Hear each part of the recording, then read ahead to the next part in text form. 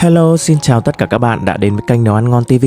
Hôm nay mình chia sẻ với các bạn cách làm món bún nước thịt viên cà chua rất ngon và đơn giản. Chỉ với nguyên liệu chính là thịt xay thì chúng ta đã có thể làm một món bún với hương vị rất là thanh mát và dễ ăn. Hôm nào mà các bạn chán cơm, muốn đổi bữa thành món bún phở gì đó, nhưng lại không muốn chế biến quá cầu kỳ hay là nguyên liệu phức tạp thì hãy tham khảo cách làm này nha.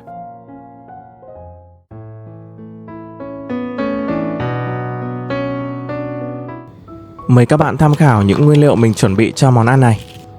Với nồi bún ngày hôm nay thì mình làm cho khoảng 4 người ăn.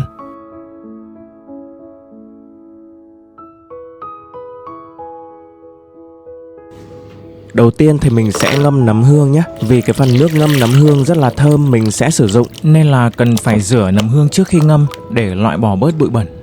Cái phần nấm hương này tạo nên một cái mùi thơm chính cho món bún, nhưng mình cũng không sử dụng quá nhiều để tránh bị nồng. Và ngâm cả mộc nhĩ. Hành tím mình chuẩn bị nhiều một chút nhé, vì mình muốn làm thêm cái phần hành phi để rắc lên bát bún. Mình dùng 2/3 số hành, cắt lát mỏng dọc theo thân của hành như vậy.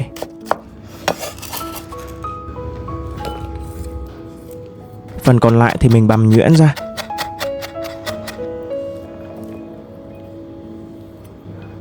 Cà chua thì mình có ở đây là 4 quả, mình cắt thành múi cau toàn bộ ra. Mình không có băm nhỏ cà chua, thứ nhất là để cho nước nó không bị quá đục, và cũng là để cho cái phần nước lèo không bị mấy cái kiểu lợn cợn trôi lổn nhổn đó.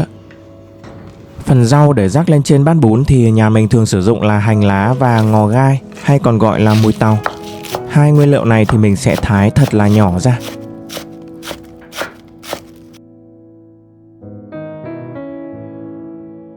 Bây giờ thì mộc nhĩ cũng đã mềm rồi, mình cần phải rửa sạch những cái mảng bám màu trắng này đi nhé. Thái nhỏ một chút và cho vào cối xay cùng thịt luôn. Phần thịt thì hôm nay mình chuẩn bị là 300g thịt vai. Cái phần mỡ thì chiếm khoảng 10-15%. Mình không có mua thịt xay sẵn bởi vì là thông thường cái phần mỡ trong đó rất là nhiều, và cũng là để đằng nào mình cũng xay cùng với mộc nhĩ luôn.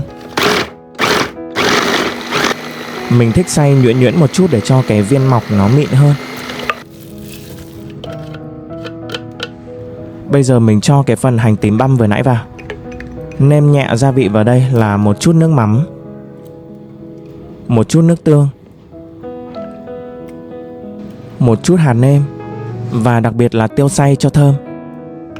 Cuối cùng mình thêm vào đây một cái lòng trắng trứng gà để cho viên mọc có cái độ kết dính và không bị bở.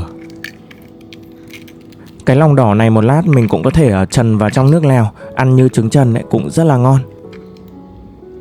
Rồi bây giờ thì mình trộn đều lên, và mình vừa trộn vừa quết khoảng độ 2 phút để cho cái phần mọc này nó có cái độ dẻo và dai. Đó, rất là dẻo luôn. Trước khi làm nước dùng thì mình sẽ phi hành. Như thông thường thì mình vẫn trộn vào đây một chút bột bắp để cho hành phi được giòn hơn. Dùng bột chiên giòn cũng được. Dầu nóng thì mình cho hành vào phi và hạ nhỏ lửa nhé.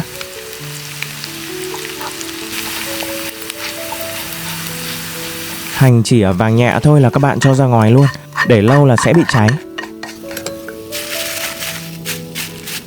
Cái phần dầu hành phi này thì mình sẽ đem đi xào cà chua. Rồi bây giờ mình thêm vào trong nồi 2 thìa dầu hành phi. Mình xào cà chua trên lửa lớn nhé. Thêm vào một chút nước mắm cho dậy mùi. Mình chỉ xào cho cà chua hơi mềm nhẹ thôi, chứ không nát hẳn, để một lát nữa khi mà đổ ra bát thì vẫn còn những cái miếng cà chua nhìn ngon hơn. Cà chua chỉ hơi mềm cạnh thôi là mình cho nước vào. Nấu cho 4 người thì mình sử dụng là 2 lít nước nhé. Nếu như các bạn có nước hầm xương hoặc là nước dùng gà mà sử dụng thì lại càng tốt. Bây giờ cái phần nấm hương đã mềm thì mình cắt bỏ chân nấm đi. Thả luôn vào trong nồi. Đổ cả phần nước ngâm nấm nha, nhớ chừa lại cái cặn. Đun cho tới khi nước bắt đầu sôi thì mình nêm gia vị nhé. Với các món nước và món canh thì thông thường mình sẽ hay sử dụng là bột súp, hay còn gọi là bột canh. Mình thêm vào 1 thìa canh. Tiếp theo là một thìa canh hạt nêm, nửa thìa canh mì chính hay còn gọi là bột ngọt, và 2 thìa canh nước mắm.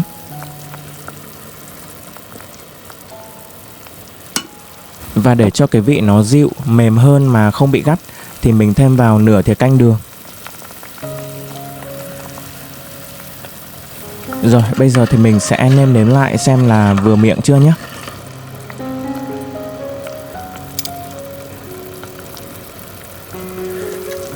Mình sẽ thêm vào một thìa canh bột súp nữa.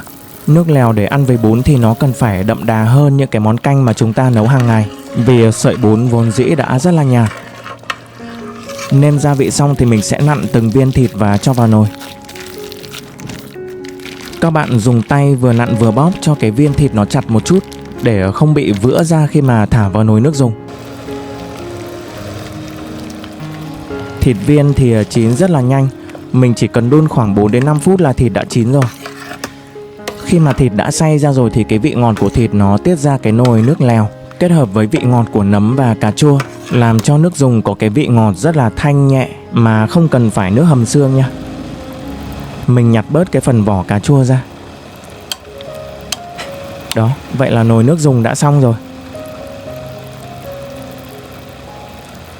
Chia sẻ với các bạn một chút đó chính là để cho cái tô bún khi mà đưa ra bàn ăn mà ăn đến cuối cùng nó vẫn không bị nguội ấy, thì ngoài việc trần bún thì mình sẽ phải làm nóng luôn cả chiếc tô đựng nha. Bởi vì khi mà cái tô nó còn đang lạnh ấy mà đổ nước dùng vào thì nó làm nguội nước dùng rất là nhanh. Rồi bây giờ thì mình mới trần bún.